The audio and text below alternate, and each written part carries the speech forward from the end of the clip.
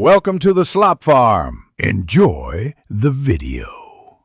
You begin by making safety and visibility a priority.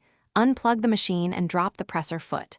Once done, remove the needle and clear lint with a brush so you can follow the thread path easily. Check the spool, tension discs, and take-up lever for snags. Make sure thread feeds smoothly. If the thread is old or the needle is bent, replace them now. This step sets the baseline. Without a clean path, any tension adjustments will be misleading. You now focus on upper tension adjustments because that's where most problems start.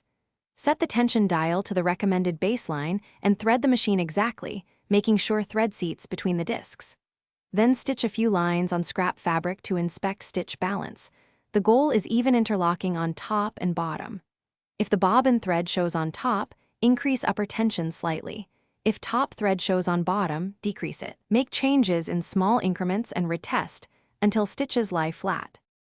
You finish by confirming the bobbin and shuttle are correct because lower issues mimic upper tension faults. Rewind the bobbin evenly, seat it in the case properly, and inspect for burrs or warping. Clean the shuttle area once more and replace any damaged bobbin case. If problems persist after repeating both upper and lower checks, reset tension to baseline, swap to a different quality thread and needle, and run tests. Key troubleshooting tip: if stitches still skip. A nicked bobbin case often causes inconsistent tension. Replace it. Thanks for watching.